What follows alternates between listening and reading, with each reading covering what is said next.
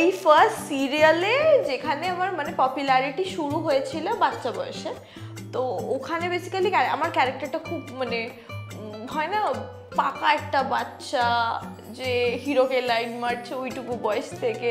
মেয়েটার basically cancer ছিল। আমি আর্জেন্টিনা তো ফার্স্ট শিওর, মেসির জন্য এত বছর ধরে মানে ছোটোবেলা থেকে আর্জেন্টিনারই ছিলাম। আর মোহনবাগান টাকা কামাচ্ছ, ক্যারিয়ার বানাচ্ছ, ফ্যামিলির সাথে আছো, ভ্যাকেশনে যাচ্ছ, যাই করছো না কেন শান্তিটা খুব দরকার। কারণ কি মনে আর মাথায় যদি তোমার শান্তি না থাকে তাহলে আই থিঙ্ক অন্য কোথাও তুমি শান্তি পাবে না। জীবনে প্রেম আবেদন তো প্রচুর পেয়েছো জীবনে, ইউনিভার্সিটি, স্কুল, কলেজ, নিজের দিকের পছন্দ জিজ্ঞেস করছি। তোমার আইডিয়াল বয়ফ্রেন্ড কিরকম হবে তুমি মনে করো? Uttam Kumar itself, he's a legend.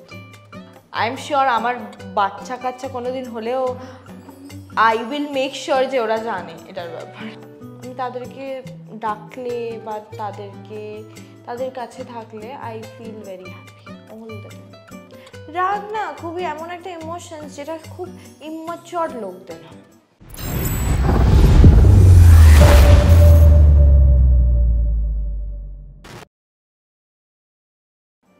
নমস্কার, ইটস মাজ্জা বাংলায় আপনাদের সকলকে স্বাগত। আর এরকম ভাবে বসে আছি মানে নিশ্চয়ই বুঝতেই পারছেন, একদম মাজ্জা খোলাখুলি আড্ডা নিয়ে আজকে আমি হাজির। আজকে আমার সাথে যে আছে তাকে আপনারা নাম বললে তো এক্ষুনি চিনে যাবেন।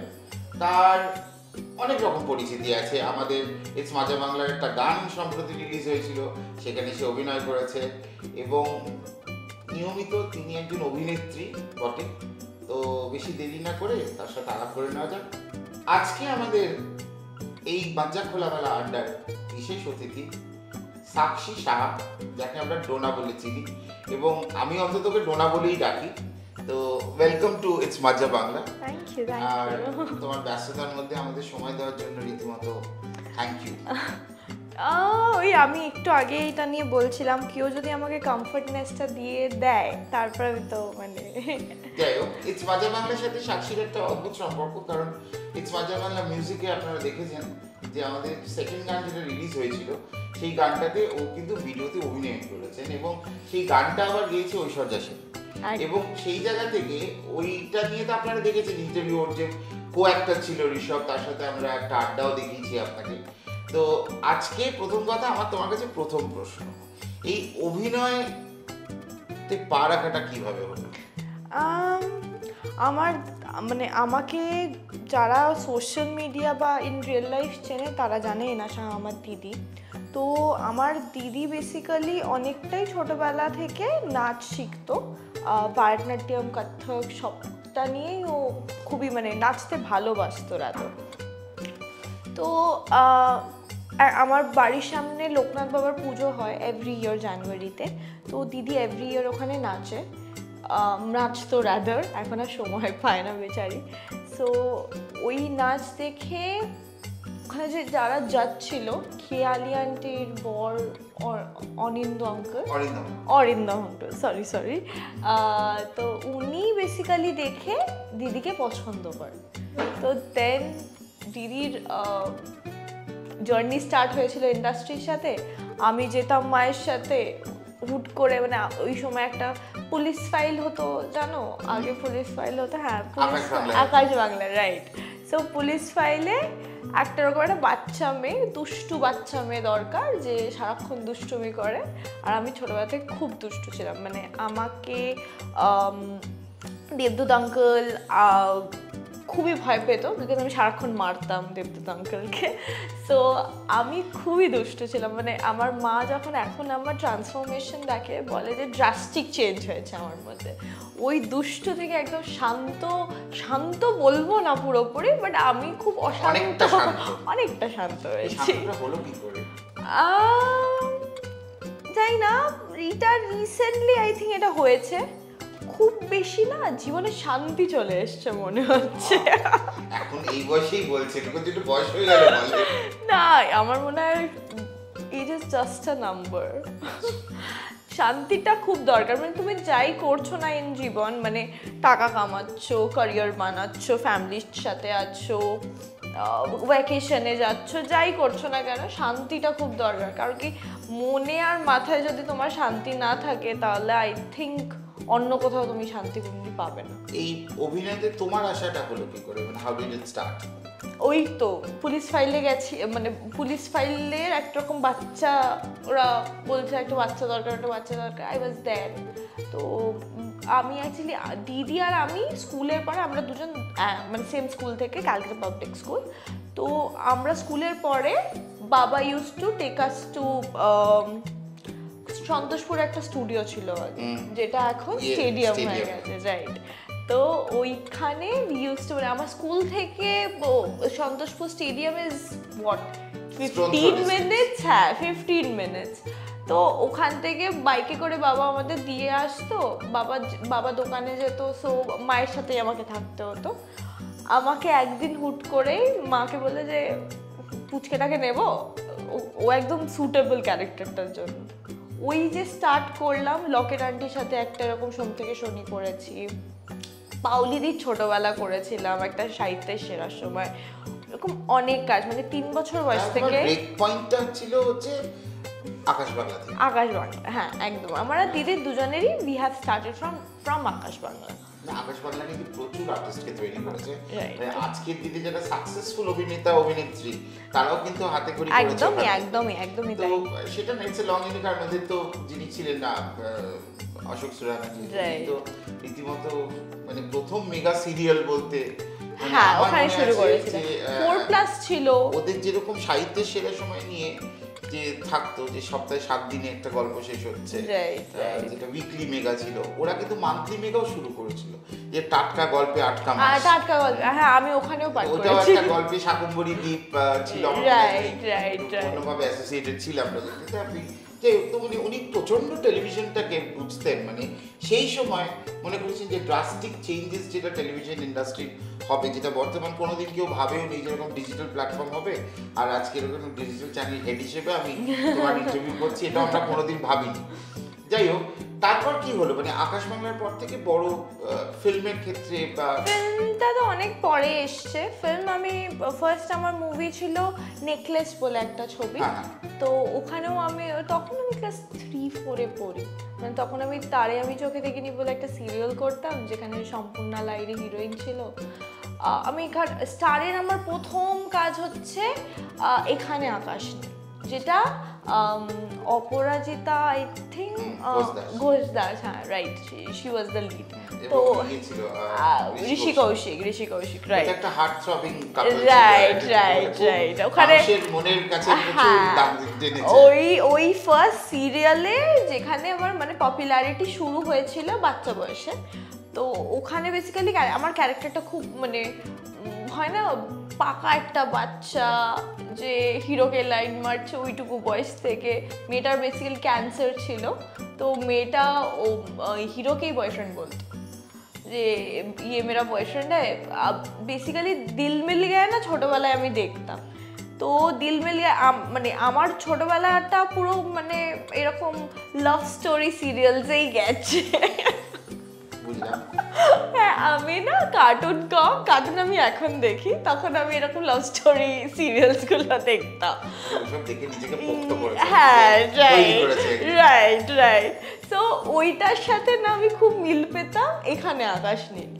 এবার যখন এই ডায়লগ মুখস্থ করে সিরিয়ালের ক্ষেত্রে যেটা হয়, যে ডায়লগ পাতা দিয়ে দিল, পড়তে হবে, মুখস্থ করতে হবে, তারপর সেটা ক্যামেরার সামনে অভিনয়। ছোটবেলায় তো একদমই পারতাম না। আমাকে রাদার কেউ যদি বলতো এটা তোমার টপিক, তুমি এবার বলো, আমি ওটা রাদার ভালো পারতাম দেন মানে মুখস্থ করে। হ্যাঁ আমার মুখস্থ করতে ভালোই লাগতো না, মানে আমি ছোটবেলায় পড়াশোনায় খুব খারাপ ছিল। আচ্ছা স্কুল তো বললে ক্যালকাটা পাবলিক স্কুল, তারপর স্কুলের পর পড়াশোনা?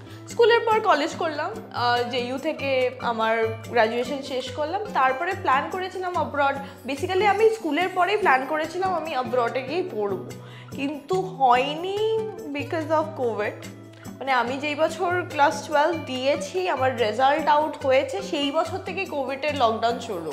সো আমি প্ল্যান করেছিলাম আমি ক্যানাডাতে গিয়ে I will start my film studies and everything, কিন্তু কিচ্ছু করতে পারলাম না বিকজ ওরা বলছে তুমি যতই তুমি ওখানে অ্যাপ্লাই করো না কেন তোমাকে স্টাডি ফ্রম হোম করতে হবে।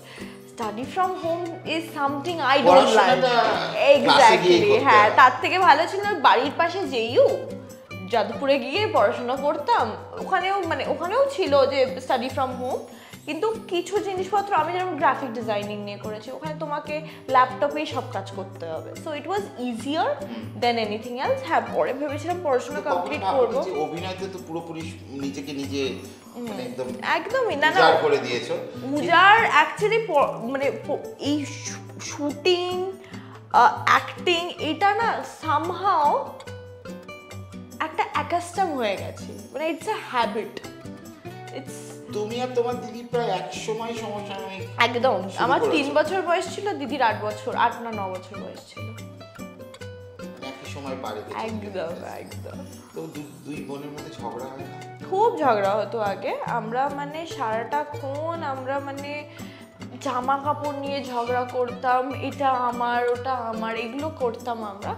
কিন্তু এখন আর ব্যাপারটা না খুবই খুবই চেঞ্জ হয়েছে। এখন আর ঝগড়া টগড়া হয় না, দুজনেই ম্যাচিউরড হয়েছি।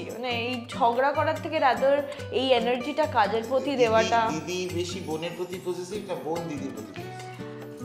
at times it depends on the situation যে আমরা দুজনের প্রতি কখন পজেসিভ হব। এরকম হয় যে মা যদি কোনো সময় একটু বেশি ভালোবাসলো দিদিকে বা আমাদের খুব একটা গুলো তো যায় আসে না, তুমি ভালোবাসো আমরা দু বোনই আফটার অল, এরকম নয় যে ও আমার স্টেপ সিস্টার বা আমি ওর স্টেপ সিস্টার, এটা আমাদের কোনোদিন ফিল হয় না। খুব এরকম আমার কিছু বন্ধুরাও জানে। এরকম কোনো একটা দিন কি নিয়ে আমি ঠিক মনে পড়ছে না ঝগড়াটা হয়েছিল। তো ওই বন্ধুটা ওয়াজ ইন মিডল, একটু লম্বা ছিল। ওর বক্তব্য এটাই যে আমি মেসি ছিলাম আর দিদি রোনাল্ডো ছিল, তো দুজন মিলে এরকম ভাবেই এরকম ভাবে মারপিটটা হয়েছিল। ক্রিকেট না ফুটবল কোনটা বেশি পছন্দ? ফুটবল। কার সাপোর্টার? বাংলা বিদেশ? আমি আর্জেন্টিনা তো ফার্স্ট শিওর, মেসির জন্য এত বছর ধরে ছোটবেলা থেকে আর্জেন্টিনারই ছিলাম। আর মোহনবাগান। পড়াশোনা যখন করতে তখন কি বলবো, কোন সাবজেক্টটা বেশি ভালো লাগতো স্কুল লাইফে? অঙ্ক নিশ্চয়ই নয়? হ্যাঁ, একদমই তাই। পছন্দ করতে খুব ভালোবাসতাম, প্র্যাকটিসও করতাম। একটা টাইম অবধি শুধু অঙ্কই প্র্যাকটিস করতাম। তো তারপরে যখন অ্যাক্টিংয়ে আমাদের সিরিয়ালে তখন কি হতো, তো আমি যখন থেকে সিরিয়াল করা শুরু করেছিলাম আমি টানা ক্লাস 6 অবধি সিরিয়াল করেছিলাম। তারপরে 2 বছর মা বসিয়ে দিয়েছিল বিকজ মায়ের বক্তব্য ছিল আমি সিরিয়ালটা যদি কন্টিনিউ করতে আমি ফেল করতাম। And it actually happened like that, যে আমার খুবই মিনিমাম ক্লাস 6 না 7-এ খুব মিনিমাম একটা মার্কস এসেছিলো, যেটা মা ভয় পেয়ে বলেছে থাক এখন তুমি পারবে না মনে হচ্ছে, তুমি আগে পড়াশোনা করো তারপরে গেট ব্যাক করবে। তারপরে হুট করেই ছেড়ে দিই, 1-2 বছরের মতন সিরিয়াল ছেড়ে দিই। সিরিয়াল ছেড়ে দেওয়ার পরে আরো বেশি কি হয় বলতো, যাদের এই এনার্জিটা ডাইভার্ট হয় পড়াশোনা আর কাজে, তারা না অন্য খালি মাথা থাকলে খুব একটা এক্স্যাক্টলি। সো তখন আমি অ্যাকচুয়ালি ক্লাস 7 না 8 থেকে জেইউতে যাওয়া শুরু করি আমার দাদাদের সাথে। তো তখনই আমার মা দেখছিল যে আমি বিগড়ে যাচ্ছি বেসিক্যালি। তো মা বললো কোনো দরকার নেই তোমাকে এগুলো করা, তুমি আবার সিরিয়ালে ঢুকো। তারপরে আই অ্যাগেন স্টার্টেড উইথ গোয়েন্দাগিরি। আমাকে বামনি ছিল ইন্দ্রাণী হালদার। রাইট। তো সেখানে তোমার চরিত্রটা কি ছিল? আমি একটা গল্প করেছিলাম যেখানে হচ্ছে আমি অনুরাধা আন্টি, আমার বাবা হয়েছিল অনিমেষদা, সবাই মিলে আমরা সুমন দা হয়েছিল, সুমন ব্যানার্জি। তো আমরা সবাই মিলে পিঙ্কি দিয়ে আমার মা হয়েছিল। তো আমার বেসিক্যালি ওখানে খুব আগেন একটা ক্যান্সার পেশেন্ট, আমি প্রচুর ক্যান্সার পেশেন্টের রোল করেছি, লাস্টে মারাও যাচ্ছি আমি। তখন ভালো মানে মন খারাপ হতো না দেখে আমাকে মেরে ফেললো? না গো, সিনগুলো এত সুন্দর হতো না, মানে নিজের সিন করেই একটা ব্যাপার হতো যে নিজেই সিনগুলো দেখে আমি না নিজেই কাঁদতে শুরু করে দিই। আমি এটা দেখলাম তোমার ইনভলভমেন্ট উইথ দ্য প্রোডাকশন। আমি কারণ আমাদের যে গানটাতে তুমি অভিনয় করেছো, যে জাতিস্বরে যেটাতে করেছো, সেটাতেও দেখলাম যে মানে তোমার ইনভলভমেন্ট থ্রু আউট, যতক্ষণ তোমাকে অন স্ক্রিন তোমার মানে তোমার যখন প্রেম জীবন ওখানে দেখানো কি হয়েছে, তো একটা পুরোনো ভাবনা চলে আসছে সেইভাবে, কিন্তু সেখানেও তোমার যে তুমি যখন বয়ফ্রেন্ডের সাথে মিশছো তার তোমার একটা টেম্পো ওরকম। বাট একটা জায়গায় খুব মজা লেগেছে, একটা ভিডিওতে একটা শর্ট আছে, আমি যতদিন মনে পড়ছে আমার, যে যখন তুমি বিভিন্ন পোজ দিচ্ছ ছবি তোলা, আর তোমার বয়ফ্রেন্ড কিন্তু ছবি না তুলে তার নিজের সেলফি তুলছে। ওটা বেশ মজার ছিল, একটা সিন সিকোয়েন্স ছিল। খুব মিষ্টি গল্পর ওপর অ্যাকচুয়ালি কাজ করা হয়েছে, which was like again ওই যে বললাম না, যদি ভালো গান থাকে, ভালো পরিবেশ থাকে। এটা তো তুমি তখন ইন্টারভিউতে বলেছিলে যে কে গানটা গেয়েছে তুমি জানতে না। জানতাম না সিরিয়াসলি, আমি এটা একটা বড় চাপ, মানে না চাপের মানে ওইটা মানে গানটা খুব সুন্দর তো অতটা কিছু চাপ হয়নি, মানে গানটা যদি শুধু সুর থেকে আমরা ব্যাপারটা পেতাম, যদি সুর মানে মিউজিকে যদি আমাদের পুরোটা করতে হতো তখন চাপ চাপ হতো। গানটা তো ওয়াজ রেডি, তো আমাদের each and every word was coming into our brain. একটা হিন্টেজটা ছিল, মানে মাথায় ঢুকছে এবং সেটা নিজের মধ্যে তৈরি করে সেটাকে পরিপ্রকাশ করা। অনেক পরিচালকের সাথে কাজ করেছো, মানে সিরিয়াল থেকে বলো, মুভি থেকে বলো, বা মিউজিক ভিডিও থেকে। মনের মতন, মনে রাখবার মতন পরিচালক কি? আমার রিসেন্ট ওয়েব সিরিজটা আমার খুব ফেভারিট। আমি বিশ্বাস করি আমাকে যে স্পেসটা দেওয়া হয়েছে কাজ করার জন্য, যেরকমভাবে বোঝানো হয়েছে, আমার জ্বালাতন সহ্য করেছে, সেটা হচ্ছে অভিমন্যুদা। আমার অভিমন্যুদাকে অ্যাকচুয়ালি আমি ছোটোবেলা থেকে অভিমন্যুদাকে খুব ভালোভাবেই চিনি, কারণ কি ছোটোবেলা থেকে ইন্ডাস্ট্রিতে আছি, কাজ করেছি, কাজ দেখেছি। দিদি বেসিক্যালি বোঝে না সে বোঝে নাতে কাজ করেছিল রাজদার, তো ওখানে অভিমন্যুদা অ্যাসিস্ট্যান্ট ছিল, তো শুনেছিলাম কথা। তো যখন আমাকে ডাকে সুরেন্দ্র থেকে, আই ওয়াজ ভেরি মানে হয় না নার্ভাস, যে আমাকে লিডের জন্য ডাকছে। হ্যাঁ, first web as lead, so it was a breakthrough for me. বসন্ত এসে গেছে, ইয়েস, আড্ডা টাইমসে আছে, পারলে দেখো, মজা পাবে।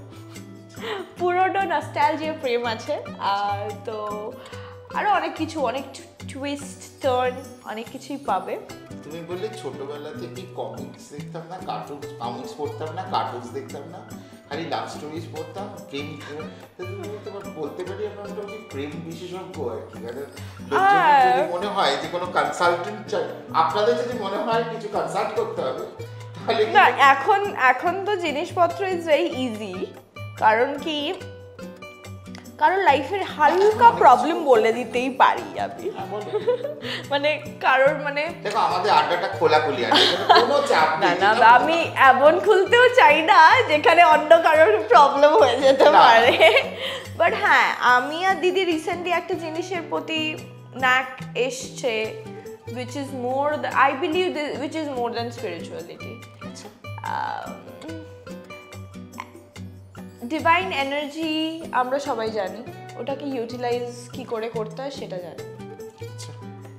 Right this point of time আমাদের মধ্যে আমরা একটা এমন জিনিসের সাথে অ্যাসোসিয়েটেড, যেটাতে আমরা ইউনিভার্সকে মানে we can pray to universe, আমরা ইউনিভার্সকে সারাক্ষণ ভাবি যে নিজেদের মধ্যে কি করে, মানে হয় না, অনেকজনই জানে যে হ্যাঁ ম্যানিফেস্টেশন হয়, হ্যাঁ ম্যানিফেস্টেশনস হয়,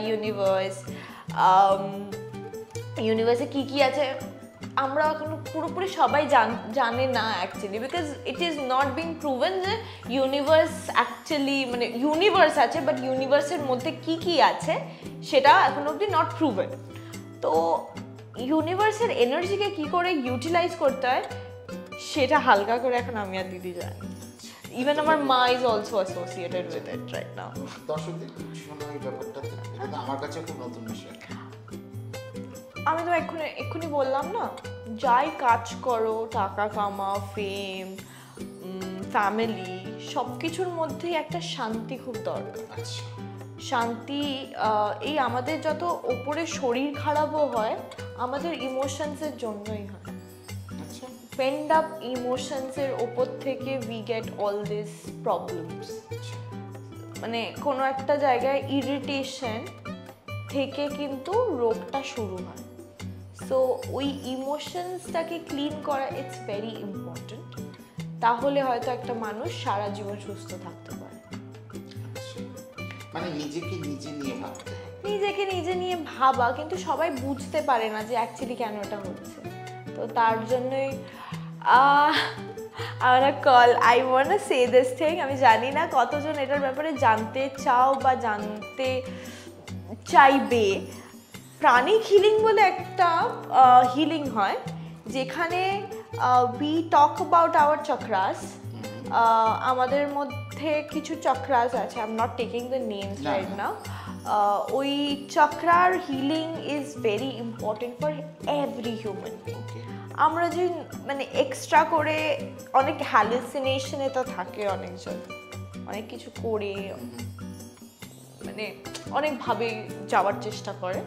Again, that is a escaping place. People likes to escape from the reality. So মানুষ তো সবসময় রিয়ালিটি থেকে একটু দূরেই পালাতে চায়।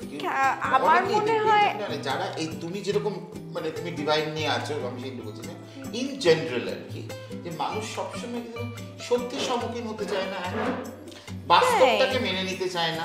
রাইট, বাট একটাই জিনিস হচ্ছে আমাদের জীবনে এইটুকুনি, রাইট? তো এইটুকু জীবনে যদি তুমি সব কিছু ফিল না করে নিলে তাহলে কি বা করলে লাভ কি জীবনে? এক্স্যাক্টলি। কারণ যতদূর আমি জানি যে মনুষ্যত্ব জীবনটা কিন্তু অনেক জন্মের পরে এসে মনুষ্যত্ব জীবন হয়। তো জীবন একটাই, এবং এই মানুষ চলে এইটার উপরে ডিবেট আছে, এইটা দিয়ে আমি অ্যাকচুয়ালি বলতে পারবো না। Again, this is like another course of pranic healing যেটা আমি কদিন আগে জাস্ট করলাম, যেটা জেনে মানে আমিও নিজে ওয়াজ লাইক OMG, এটা হয়। এখন কিন্তু তোমার যদি নেটে মানে ইউটিউব বা আমাদের গুগল বাবা খাটলে অনেক কিছু পাওয়া যায়, যে মানুষ মরে গেলে তারপরে কি, কোথায় যাচ্ছে, কি হচ্ছে, এগুলো দেয়। আমি জানি না ওটা কতটা সত্যি, পড়তে ভালোই লাগে। এখন আমি হালকা জানি এইটার ব্যাপারে, আমি এখন হালকা জানি। এই ব্যাপারটা থাক, এটা নিয়ে আরেকটা এপিসোড করা যাবে। কিন্তু একটা জিনিস, অভিনয় করতে করতে কোনো সময় মনের মতন কাস্টিং পেয়েছো?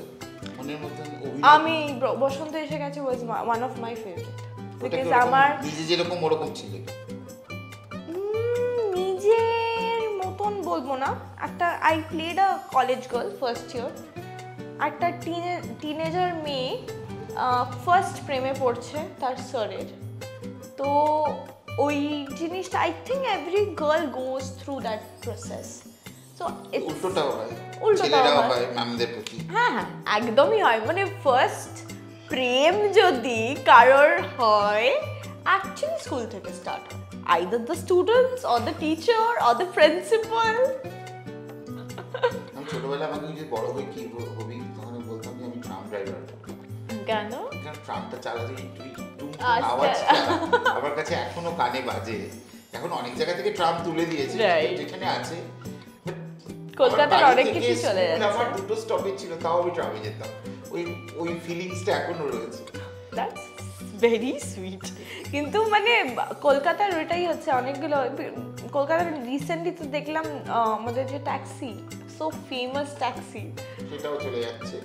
এখন নতুন হলুদ ট্যাক্সি আসছে।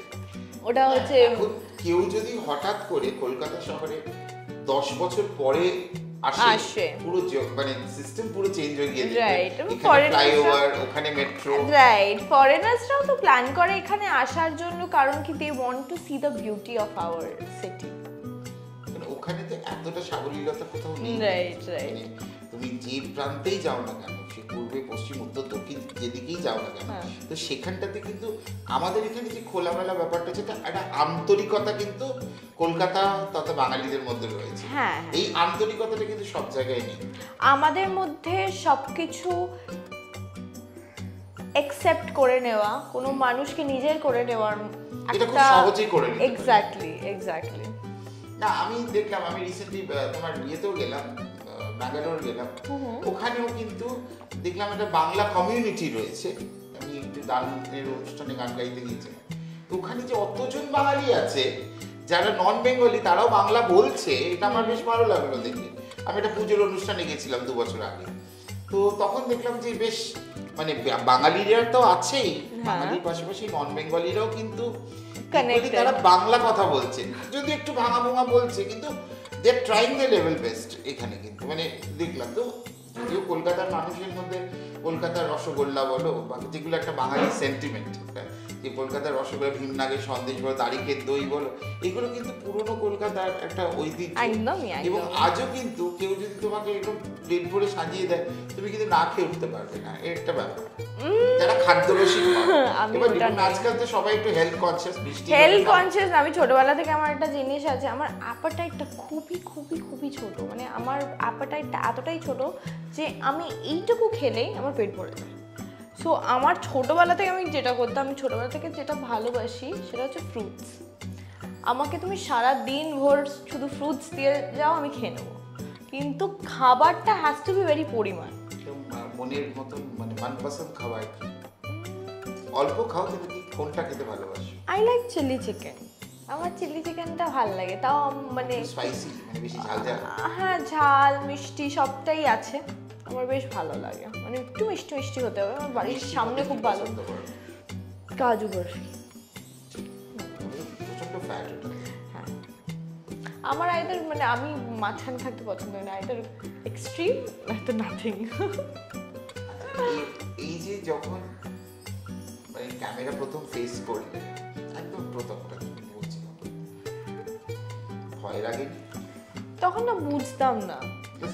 হ্যাঁ, মানে ক্যামেরা বলে কি হয়ে যায় না, মানে তোকে অ্যাক্টিং করতে হবে, তাই ঠিক আছে, that was like the thing. যখন বুঝতে পারলে, যখন বুঝতে পারলাম ততক্ষণে আমি মানে অ্যাকাস্টেম হয়ে গেছে যে হ্যাঁ, ক্যামেরা বলে একটা জিনিস আছে যেটা আমাকে ছোটবেলা থেকেই দেখানো, মানে ওখানে আমি পাঠ করতাম আর ওখানেই আমাকে ওরকমভাবে পাঠ করতে হবে, বিকজ দ্যাট ইজ সামথিং। হয় না, পড়াশোনার সাথে সাথে আমি অ্যাক্টিংটাও শিখেছি।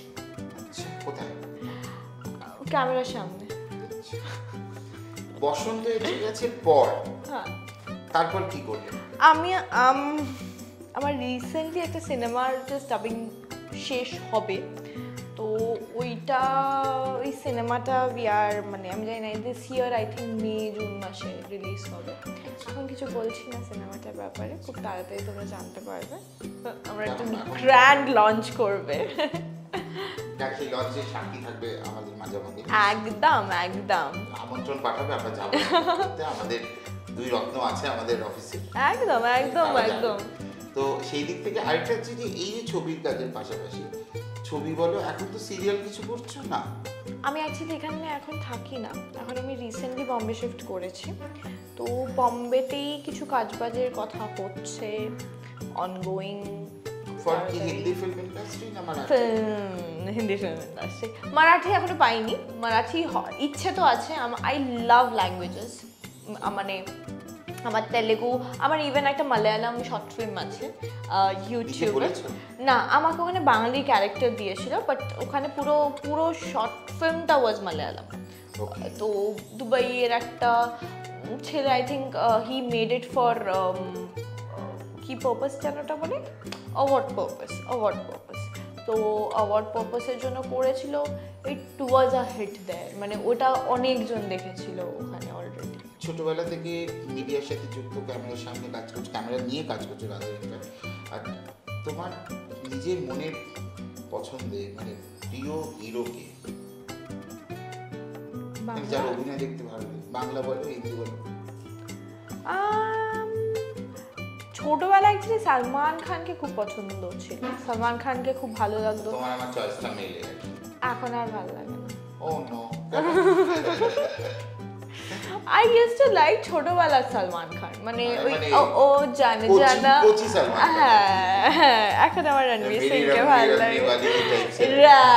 রাইট, আমার এখন রণবীর সিংকে ভালো লাগে। আচ্ছা, ইচ্ছে আছে রণবীর সিংকে। বাংলার কাকে ভালো লাগে?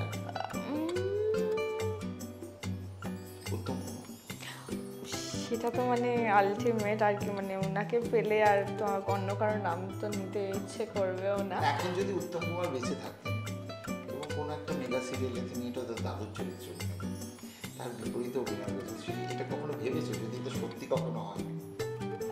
মানে এটা যদি সত্যি সত্যি হতো তাহলে মানে আমার থেকে লাকি আর কেউ হতো না, because Uttam Kumar itself he is a legend. মানে আমরা লেজেন্ড বলতে আই ডোন্ট থিঙ্ক সো উত্তম কুমারের মতন আমরা কাউকে ইভেন এখনো মানে কোনোদিন পাবো। The way he use to maintain himself, acting. আমি রিসেন্টলি একটা তাই না, তোমাকে আমি অ্যাড অন করছি, মহানায়ক বলে একটা সিরিজ হলো স্টারে, যেটা মুম্বাদা অভিনয় করেছিল। ওটার ঘটনাগুলো তো একদম সত্যি, মানে অবলম্বনে, সত্যি ঘটনা অবলম্বনে হয়েছিল আর কি। ওখানে কিছু কিছু জিনিস, সে চাউনি বা হাসি বা কোন হাসির কোন মোড়ক, সেটা যখন মুম্বাদা সেটাকে ইন্টারপ্রেট অনেক ভালো করেছে, আমি সেদিকটা বলছি না, কিন্তু আমি তখন ভাবছিলাম যে সত্যি সত্যি তখন যখন ওনার গৌরী দেবীর স্ত্রী এবং রীতিমতো মানে বাংলা ফিল্ম ইন্ডাস্ট্রি একদম রমরম করছে উত্তম কুমারকে নিয়ে। যদিও হিন্দি সিনেমা উনি চেষ্টা করেছিলেন কিন্তু সেটা সাফল্য হয়নি, ছোটি সি মুলাকাত বলো বা এগুলো। But I don't think so Uttam Kumar এমন জায়গায় নিজেকে টলিউডে দিয়েছেন। আইকন, হি ইজ এটা আইকন, মানে বাংলা বলাতেই উনি ট্রাম ডিপোর সামনে যে ওনার সেই মহারাজের চলনে যে মূর্তিটা, এটা একদম সার্থক। একদমই একদমই ওই ধুতি পাঞ্জাবি পরে Mahanayak Uttam Kumar is something we always like ইট।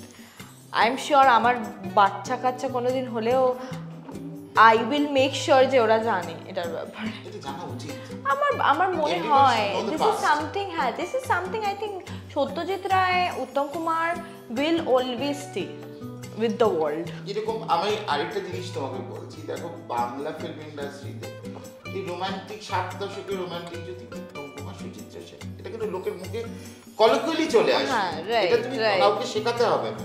তো সেরকমই যে হেমন্ত মুখোপাধ্যায়, সন্ধ্যা মুখোপাধ্যায়, এগুলো কিন্তু কমন ব্যাপার। আমার যেদিকে জানলাম যে সন্ধ্যা মুখোপাধ্যায়ের বাড়িটা ভেঙে আবার নতুন করে তৈরি হয়েছে, আমার খুব মনটা খারাপ হয়েছিল যে ওরকম গায়িকার বাড়িটা ভেঙে পড়লো, কত স্মৃতি রয়েছে ওই বাড়িটাতে। কারণ ওই বাড়িটার পাশেই একটা ইয়েতে প্রোডাকশনে আমরা কাজ করেছি একটা সময়, উনি সকালবেলা ফুল গাছে জল দিতেন, আমরা দেখতাম। এই একটা ব্যাপার। দেখো সবাইকে একদিন যেতেই হবে, সেটা প্রিয় অভিনেত্রী বা হিরোইন? দীপিকা পাড়ুকোনকে আমি খুব পছন্দ করি সাম্প্রতিক। হ্যাঁ, এর আগে রেখা ওয়াজ মানে is one of my favourite still now. কিন্তু হ্যাঁ, দীপিকা পাড়ুকোনকে পছন্দ করার অনেক কারণ আছে। The way I believe she is very sharp on screen, she is very I don't know, মানে she has the thing inside her যেখানে মুখে every feelings খুব সুন্দরভাবে প্রকাশ হয়। And as I am a 5th January and she's also a 5th January, so I kind of feel a lot similar. বাংলার ক্ষেত্রে heroine কে পছন্দ করো? আমার দিদিকে। দিদি তো আছে, এটা ঘরের লোক। ছোটবেলায় দিদি যার অভিনয় দেখতে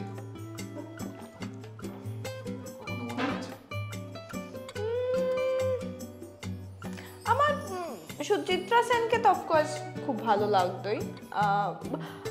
আমার অ্যাকচুয়ালি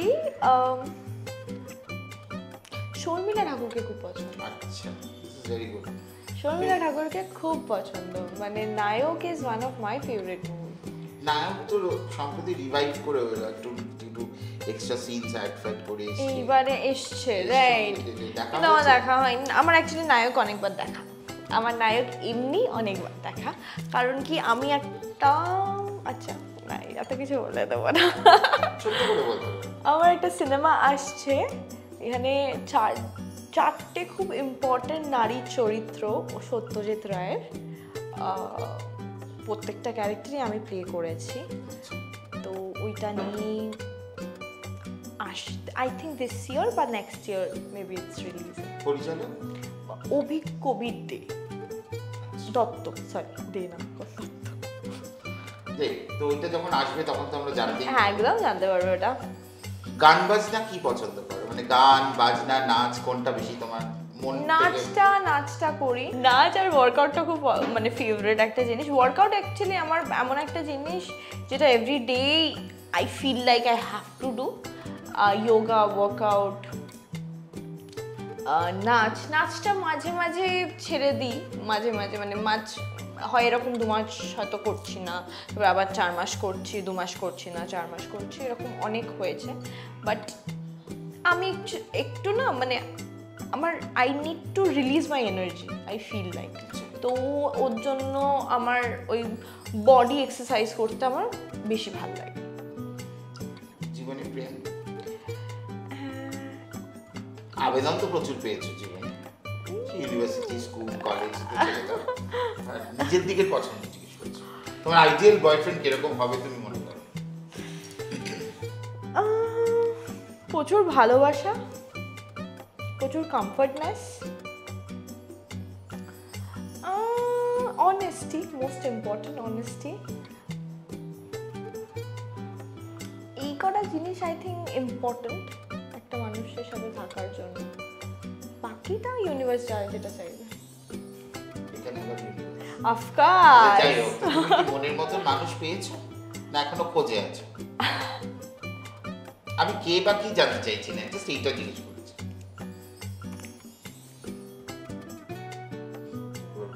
ভাবছি কি বলবো এটাতে। আমি শিবকে খুব ভালোবাসি।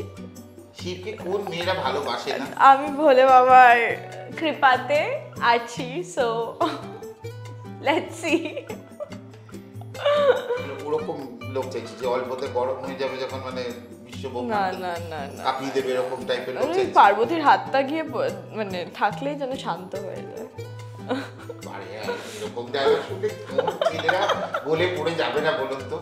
এখন সুন্দরভাবে বললো কথাটা যে পার্বতীর হাত থাকলে যে কোনো পুরুষও ঠান্ডা হয়ে যাবে। ভালো কথা।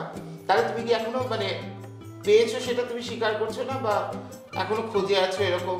তা হয়তো হয়েছে সেটা আমরা জানি না, বা তুমি জানাতে চাও না, সেটাও হতে পারে। তুমি কি বলো? Let's see.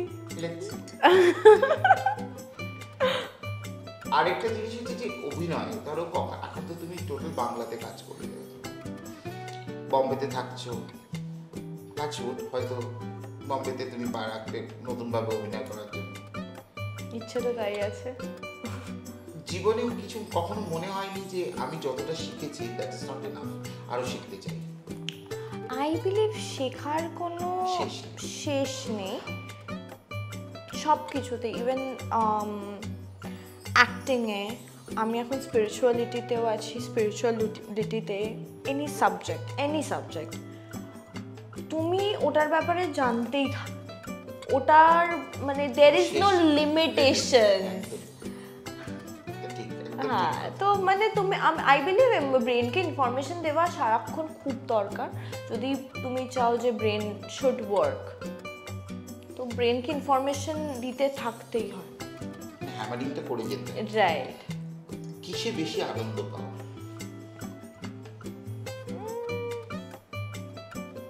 আমার বাড়িতে অ্যাকচুয়ালি 10খানা কুকুর আছে, তো আমার ওদের সাথে একসাথে থাকলে যে শান্তিটা আমি পাই, যেই নয়েজটা আমার মাথার ভেতরে হয় না, যেটা কিছু মানুষদের জন্য হয়, I believe that is the most happiest place and most peaceful place. কিসে দুঃখ পাও? মন তো খারাপ হয় কখনো কখনো, এখন আর হয় না। তবু কিসে দুঃখ পেলে আমার অ্যাকচুয়ালি কটা খুব সুন্দর জায়গা আছে, যেটা আমার মানে বাড়িতে থাকি, যেখানে থাকি আমি ওনাদেরকে আমার কাছে ডেকে I keep my self busy with them. তো আমার দুঃখ হয় না, আমি তাদেরকে ডাকলে বা তাদের কাছে থাকলে I feel very happy all the time. কি ভাবায় তোমায়? আমাকে কি ভাবায়? What makes you think? আগে it was like people being dishonest, disloyal, ওইগুলোতে আমার মনে হতো, বা politics, you can say politics. হ্যাঁ, পলিটিক্সের একটা বড় জিনিস আমাকে এতদিন ধরে আমি ভাবতাম যে ভাই দিস ইজ হ্যাপেনিং। অনেক কিছু আমাদের কলকাতাতেও লাস্ট কিছু মাস ধরে হয়েছে, তাতেও মানে কেন এগুলো হয়, কিসের জন্য এত সাফার করতে হয় কাউকে, ওইগুলো জিনিস নিয়ে মানে ওই সব জিনিসগুলো it is very prominent, but still লোকজন দেখতে পায় না, ওইগুলো ভেবে একটু খারাপ লাগে, আর কিছুই না। খুব রাগ হয় কখন? রাগ হয় না, কোন সময়? না, রাগটা আমি বিলিভ করি খুব রাগ না খুবই এমন একটা ইমোশন যেটা খুব ইম্যাচিওর লোকদের হয়, আই বিলিভ দিস। আজকের দিনে দাঁড়িয়ে তুমি যদি অভিনেত্রী না হতে বা মডেল না হতে, মডেল আমি নই, তুমি অন স্ক্রিন যেভাবে তুমি ভিডিওতে অভিনয় করো, সেই অর্থে বলেছি মডেল, আমি মডেল মানে ওই মডেল মানে মডেল, হ্যাঁ। আজকের দিনে দাঁড়িয়ে তুমি যদি অভিনেত্রী না হতে তাহলে কি হতে, কি করতে?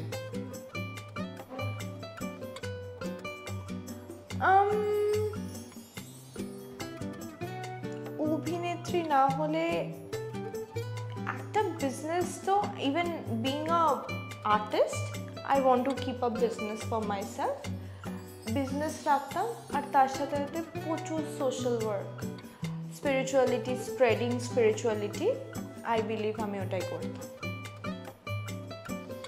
যাদবপুরের থেকে পাস আউট করেছো বলে, যাদবপুরে কি পড়াশোনা করছো? Graphic design. এবং গ্রাফিক্স ডিজাইনিং করার পরে কোথাও ইন্টার্নশিপ বা এরকম কিছু সময় হয়নি টু বি অনেস্ট। মানে আমাকে বলা হয়েছিল যে এখান থেকে তো অফকোর্স ক্যাম্পাস হয়, তো ক্যাম্পাসে আমাদের বলা হয়েছিল that you have to go and do some internship যদি তুমি ফিউচারে এটা পারসিউ করতে চাও। আমার কাছে গ্রাফিক ডিজাইনিংটা ততটাই যতটা মানে আমি শিখেছি, তারপরে প্র্যাকটিস আর হয়নি সত্যি বলতে গেলে। কিন্তু হ্যাঁ, কিছু কিছু জিনিস যদি কেউ বলে, I am a very fast learner, মানে আমাকে তুমি যদি কিছু টপিক দাও বা কিছু দাও, আমি তোমাকে এরকম মোটা একটা বই অফ রিসার্চ এনে দেখিয়ে দিতে পারবো। So even any language, anything তুমি আমাকে কিছু একটা দিয়ে দাও, আমি ওটার রিসার্চ করে তোমার কাছে আমি পুরো ফাইল নিয়ে চলে আসবো, এইটুকু আমি করতে পারি। সো আই বিলিভ যে আমার কাছে কোনো টপিক ইজ নট ভেরি। কে বেশি রাগী, বাবা না মা? এখন তো বাবা, আগে মা ছিল, এখন বাবা। কে বেশি ভালোবাসে, বাবা না মা? দুজনেই ভালোবাসে, দিদি বেশি ভালোবাসে। দিদি তো দিদি, বাবা আর মা আলাদা। বাবার মায়ের যাদের জন্য পৃথিবীর আলো দেখেছে, দুজনেই ভালোবাসে আমাকে। আমরা we are like one pack, আমি, মা, বাবা, দিদি, উই আর ওয়ান প্যাক। তো ওইটাতে মানে নোবডি ক্যান অ্যাকচুয়ালি, হয় না যে দূরে সরিয়ে নিয়ে গিয়েও দূরে সরাতে পারে। একটা জিনিস বলো, যে তুমি বলে যে ইয়াং সালমান খান তোমার পছন্দ ছিল, ঠিক আছে, এখন ধরো বলিউডে তুমি কাজ করার জন্যই তুমি পেয়ে গেলে, তুমি করলে, এবং হয়তো দেখা গেল সালমান খানই তোমার অপোজিটে কাস্টিং হলো, কিন্তু সেই কোচি সালমান খান, এই গায়ে সালমান খান, হ্যাঁ ঠিক আছে। I will go and tell him that I used to like you as young Salman Khan. I am very on face. আমি বলেই দেব। হ্যাঁ, হ্যাঁ আমি বলে দেবো, আমার তোমাকে ছোটবেলায় যা পছন্দ ছিল না, আর তুমি যখন ছোট ছিলে তখন আমার বেশি তোমাকে পছন্দ ছিল। তুমি তো তখন আরো ছোট ছিলে। আমি তো তখন ছোট ছিলাম, কিন্তু এখন তো দেখতেই পাই না, ও জানাতে তো সব মানে সবাই তো এখনো অব্দি নাচে। বাট আমি একটা কথা বলছি, আমার এই কর্মসূত্রে I have made 4 কান্টস। Shahrukh Khan, Aamir Khan, Salman Khan, Saif Ali Khan. আমার বেস্ট লেগেছে সালমান খান। কেন বলছি, দেখো একটা জিনিস কি বলো তো, আমি একটা রিজনাল চ্যানেলের রাইট, তুমি সবাইকেই সময় দিচ্ছ, কিন্তু ওর মধ্যে যে জেস্টারটা, I heard very down to earth. Even আমি শাহরুখ খানের ক্ষেত্রেও শুনেছি, কিন্তু তার সাথে এত বলা উচিত না, এত স্মোক করে না, ওটাই নেওয়া যায়। বাট এখন I heard he does not smoke anymore. না এখন তো বছরে চেঞ্জ করে আসছে না রিহাব। না এখন মানে না এখন নাকি he has stopped. আমি আলটিমেটলি, অ্যান্ড আমি এটাও শুনেছি, আমি যেই স্পিরিচুয়াল পাথে এখন আছি, he has also taken that path. তোমার কথা অনুযায়ী আমাদের তো তার স্পিরিচুয়াল পাথটা করতে হবে। জীবনে সব করে যদি শান্তি চাও, I think it's very important. সব করে শান্তি, সব কিছু করে সব করে এন্ড অফ দ্য ডে মানে নিজেকে নিজে, ওই অনেকজন তো অনেক কিছু করেও রাত্রিবেলা ঘুমাতে পারে না, শান্তিটা নেই বলেই ঘুমাতে পারে না, আই বিলিভ। সো ঠিক আছে, আমি কিন্তু দর্শকদের সামনে বললাম যে আমি কিন্তু এটা শিখবো, আমাকে যদি এরকম গুরুজি পাই শিখিয়ে দেওয়া। আমাকে অনেকজনই বলেছে, আমাকে আর দিদিকে বলেছে যদি হিলার তোমাদের মতন হয় তাহলে তো হিলিং করতেই আসতে হবে।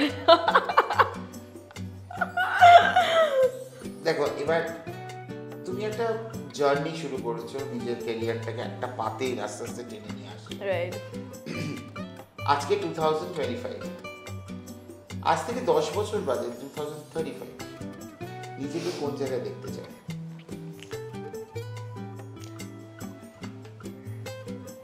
ততদিনে I think the growth I want in my career, I'll get it.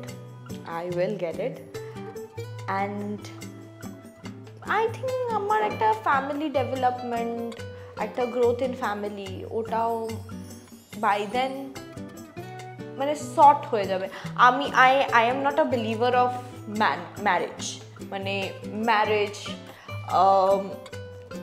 একটা ছেলে মেয়েকে একসাথে থাকার জন্য বিয়ে করতে হবে, এটা আমি বিলিভ করি না। কারণ কি এখন আমাদের জেনারেশনে যেগুলো চলে, যে ইজিলি ডিভোর্স, ইজিলি বিয়ে, ইটস ভেরি ভেরি বিরক্তিকর। তো আমার কাছে জিনিসটা খুবই ইজি, যদি একটা মানুষ থাকেও জীবনে, সে বিয়ে করে থাকবে, এটা কেউ মানে তাকে তো কেউ কারো কোনো গ্যারান্টি বা অ্যাসুরেন্স কেউ দিতে পারে না। Exactly, divorce is very easy now. হ্যাঁ হয়ে গেল বলে দিলাম, হ্যাঁ মানুষকে পছন্দ করে বিয়ে করছে, তাহলে বললে কেন? রাইট। তো ওই জায়গা থেকে আমি বিলিভ করি, আমার নিজের মানে বাচ্চা কাচ্চা খুব পছন্দ। সো অ্যাডপশনের একটা জায়গা, I have thought of myself that I want to adopt 2 of the babies. দিদির কাছ থেকে জেনে নিও। আমাদের খুবই ভালো আন্ডারস্ট্যান্ডিং। আমরা এটাও বলেছি যখন আমি কাজ করব ওর বাচ্চাকে আমি সামলাবো, ও কাজ করবে যখন আমার বাচ্চাকে ও সামলাবো, মানে সরি ও কাজ করে, হ্যাঁ ও কাজ করলে ওর বাচ্চাকে আমি সামলাবো, আমি কাজ করলে আমার বাচ্চাকে ও সামলাবে। তোমাদের কর্তারা মেনে নিলেই হলো আর কি। হ্যাঁ কর্তাদেরকে মানতে হবে, হ্যাঁ এমনি নিজের বাড়িতে কাদের পাল্লায়।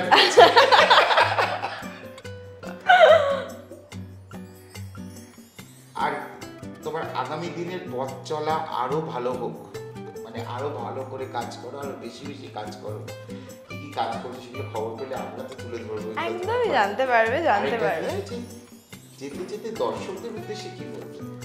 জাতিস্বর গানটা তাড়াতাড়ি আগে গিয়ে ভিউ করো, অ্যান্ড আমাদেরকে সুন্দর একটা মিষ্টি, যদি মিষ্টি নাও লাগে, টক ঝাল যেরকম, নোনতা যেরকম তোমাদের মনে হচ্ছে, তোমরা একটা প্লিজ কমেন্ট করে দাও অ্যান্ড শেয়ার করো বেশি বেশি করে। আর ইটস মাজা বাংলা মিউজিক, ইটস মাজা বাংলা নিউজ চ্যানেলকে সাবস্ক্রিপশনে রাখো অ্যান্ড বেল আইকনটাকে প্রেস করে দাও, so that you guys get every information.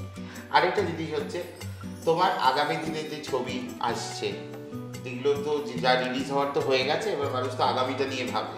Right. তো আগামী দিনের ছবি যখনই আসুক, যে নববর্ষে আসুক বা তারপরে আসুক বা যখনই আসুক, তার জন্য আগাম শুভেচ্ছা দিয়ে রাখলাম। তুমি যেটা বলতে চাইছিলে না যে কবে আসবে কি বৃত্তান্ত, since you are not aware enough এখন। প্রোডাকশনের তো একটা নিয়ম থাকে, আই ক্যান্ট ব্রেক দ্যাট না নিয়ম। হ্যাঁ, আমি তো সেটা প্রোটোকল হ্যাঁ। ভাঙতেও বলছি না, আমি বলছি তুমি জানো না, হতে পারে আজ থেকে 1 মাস পরে হলো বা 3 মাস পরে হলো, যখনই আসুক আগামী দিনের কাজের শুভেচ্ছা আমাদের তরফ থেকে রইলো। আর যখনই হবে আমরা তো খবর পাবোই, আমরা তুলে একদম। ধরবো আপনাদের সামনে। একদম। আর আপনারা দেখবেন যে ঠিক এরকম আড্ডা কিন্তু আমাদের এখানে চলতেই থাকে।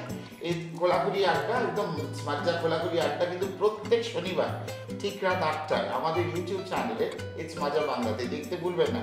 আর বিনোদনের সব রকম আপডেট পেতে আমাদের চ্যানেলটা সাবস্ক্রাইব করুন। আপনারা তো জানেন যে আমাদের ইউটিউব চ্যানেলের পাশাপাশি আমাদের রয়েছে ইনস্টাগ্রাম, ফেসবুক এবং আমাদের ওয়েবসাইট।